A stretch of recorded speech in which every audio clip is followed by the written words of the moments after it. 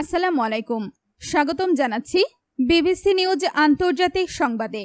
শুরুতেই সংবাদ শিরোনাম, এরপর বিস্তারিত। শহীদ খামেনির রাষ্ট্রীয় জানাজায় অংশ নিচ্ছেন যেসব বিশ্ব নেতা। প্রদর্শিত হয়েছে 5 কফিন, খামেনি ছাড়া রয়েছে যাদের মরদেহ। পাকিস্তানে গভীর খাদে যাত্রীবাহী বাস, নিহত অন্তত 40। আলোচনার মধ্যেই গালিবাফ আরাকচিকে হত্যার ষড়যন্ত্র করে ইসরায়েল, যেভাবে তাদের রক্ষা করে যুক্তরাষ্ট্র। দর্শক, এতক্ষণ শুনছিলেন সংবাদ শিরোনাম, এখন বিস্তারিত। আপনি যদি ইসরায়েলের ধ্বংস চান এবং মুসলিমদের পাশে থাকেন, তাহলে ভিডিওতে লাইক করে চ্যানেলটি অবশ্যই সাবস্ক্রাইব করে দিবেন এবং আপনার মূল্যবান মতামত অবশ্যই কমেন্টে লিখে জানিয়ে দিবেন। শহীদ খামেনির রাষ্ট্রীয় জানাজায় অংশ নিচ্ছেন যেসব বিশ্ব নেতা। ইরানের সাবেক সর্বোচ্চ নেতা শহীদ আয়াতুল্লাহ আলী খামেনির রাষ্ট্রীয় জানাজায় বিশ্বের শতাধিক দেশের প্রতিনিধি অংশ নেবেন। শুক্রবার তেহরানে শুরু হওয়া এই রাষ্ট্রীয় শোকানুষ্ঠানে বিভিন্ন দেশের রাষ্ট্রপ্রধান, সরকার প্রধান ও জ্যেষ্ঠ সরকারি কর্মকর্তাদের উপস্থিত থাকার কথা জানিয়েছে ইরানের রাষ্ট্রীয় সংবাদ মাধ্যম। সংশ্লিষ্ট সম্প্রচার মাধ্যম IRIB গত 28 ফেব্রুয়ারি যুক্তরাষ্ট্র ও ইসরায়েলের যৌথ বিমান হামলায় 86 বছর বয়সে নিহত হন খামেনি। যুদ্ধের প্রথম দিনেই তেহরানে তার কম্পাউন্ডে হামলা চালানো হয়। 7 দিনের শোকানুষ্ঠান।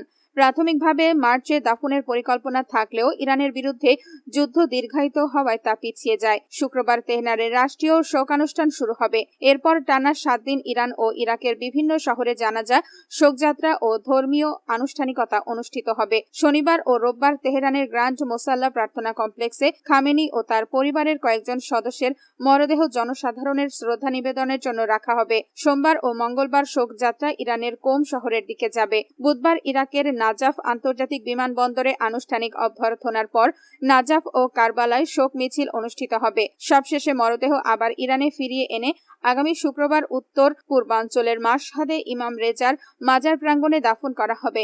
মাশহাদেই জন্ম হয়েছিল খামেনির। আপনি যদি ইসরায়েলের ধ্বংস চান এবং মুসলিমদের পাশে থাকেন, তাহলে ভিডিওতে লাইক করে চ্যানেলটি অবশ্যই সাবস্ক্রাইব করে দিবেন এবং আপনার মূল্যবান মতামত অবশ্যই কমেন্টে লিখে জানিয়ে দিবেন। প্রদর্শিত হয়েছে 5 কফিন, খামেনি ছাড়া রয়েছে যাদের মরদেহ। তেহরানের গ্র্যান্ড মোসাল্লায় 5টি কফিন প্রদর্শন করা হয়েছে। নিহত সর্বোচ্চ নেতা আয়াতুল্লাহ আলী খামেনি এবং তার পরিবারের কয়েকজন সদস্যের মরদেহ ইমাম খোমেইনি গ্র্যান্ড মোসাল্লায় আনার পর সেখানে সাধারণ মানুষের ঢল নামিয়ে শ্রদ্ধা জানাতে ভিড় করেন। ইরানের রাষ্ট্রীয় গণমাধ্যম জানিয়েছে এই কফিনগুলোর মধ্যে রয়েছে আলী খামেনির জামাতা মেসবাউল হুদা বাঘেরি, বড় মেয়ে সৈয়দে বশরা হোসাইনি খামেনি, পুত্রবধূ জাহরা হাদ্দাদ আদেল এবং মাত্র 14 মাস বয়সী নাতনি জাহরা মোহাম্মদী গোলপাইগানির মরদেহ। আপনি যদি ইসরায়েলের ধ্বংস চান এবং মুসলিমদের পাশে থাকেন, তাহলে ভিডিওতে লাইক করে চ্যানেলটি অবশ্যই সাবস্ক্রাইব করে দিবেন এবং আপনার মূল্যবান মতামত অবশ্যই কমেন্টে লিখে জানিয়ে দিবেন। পাকিস্তানের গভীর খাদে যাত্রীবাহী বাস, নিহত অন্তত 40। পাকিস্তানের বেলুচিস্তান প্রদেশে গভীর খাদে যাত্রীবাহী বাস পড়ে অন্তত 40 জন নিহত হয়েছেন। এ ঘটনায় আরও 8 জন আহত হয়েছেন। শুক্রবার 3 জুন বেলুচিস্তান ও খাইবার পাখতুনখোয়ার সীমান্তবর্তী শেরানি ঝোব মহাসড়কের দানাসার এলাকায় এই দুর্ঘটনা ঘটে। পাকিস্তানের medical emergency response centre MERC জানিয়েছে, কোয়েটা থেকে পেশওয়ারগামী নিউ মেখতার পরিবহনের একটি যাত্রীবাহী বাস নিয়ন্ত্রণ হারিয়ে গভীর খাদে পড়ে যায়। দুর্ঘটনাস্থল থেকে এখন পর্যন্ত 40টি মরদেহ উদ্ধার করা হয়েছে। আহত 8 জনকে ঝোব ট্রমা সেন্টারে ভর্তি করা হয়েছে।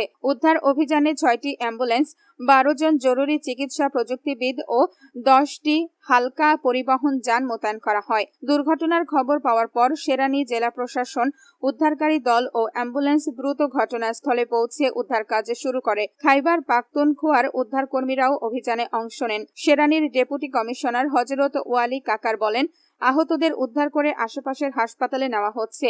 একই সঙ্গে নিহতদের মরদেহ উদ্ধারের কাজও অব্যাহত রয়েছে। আপনি যদি ইসরায়েলের ধ্বংস চান এবং মুসলিমদের পাশে থাকেন, তাহলে ভিডিওতে লাইক করে চ্যানেলটি অবশ্যই সাবস্ক্রাইব করে দিবেন এবং আপনার মূল্যবান মতামত অবশ্যই কমেন্টে লিখে জানিয়ে দিবেন। আলোচনার মধ্যেই গালিবাফ আরাঘচিকে হত্যার ষড়যন্ত্র করে ইসরায়েল, যেভাবে তাদের রক্ষা করে যুক্তরাষ্ট্র। যুদ্ধবিরতি ও শান্তি আলোচনার গুরুত্বপূর্ণ পর্যায়ে ইরানের 2 শীর্ষ কর্মকর্তা পার্লামেন্ট স্পিকার মোহাম্মদ বাকের গালিবাফ এবং পররাষ্ট্রমন্ত্রী আব্বাস আরাঘচিকে হত্যার সম্ভাব্য ইসরায়েলি পরিকল্পনা নিয়ে উদ্বিগ্ন ছিল যুক্তরাষ্ট্র। এমনকি এই বিষয়ে মধ্যপ্রাচ্যের মিত্র দেশগুলোর মাধ্যমে তেহরানকে সতর্ক বার্তাও পাঠানো হয়েছিল বলে দাবি করেছে দ্য নিউ ইয়র্ক টাইমস।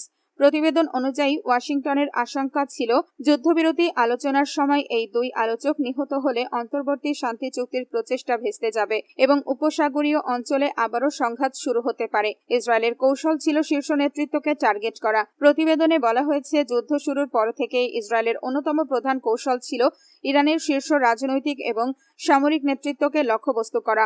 সর্বোচ্চ নেতা আলী খামেনি থেকে শুরু করে জাতীয় নিরাপত্তা পরিষদের সাবেক শীর্ষ কর্মকর্তা আলী লারিজানি সহ বহু উচ্চপদস্থ নেতাকে লক্ষ্য করে হামলার অভিযোগ রয়েছে। যুক্তরাষ্ট্রের কর্মকর্তাদের ধারণা ছিল যুদ্ধের সবচেয়ে উত্তপ্ত পর্যায়ে আরাঘচি ও গালিবাফও ইসরায়েলের বৈধ সামরিক লক্ষ্য হিসেবে বিবেচিত হতে পারে। তবে তারা মনে করতেন এই দুই কর্মকর্তাকে হত্যা করা হলে শান্তি প্রতিষ্ঠার সম্ভাবনা মারাত্মকভাবে ক্ষতিগ্রস্ত হবে।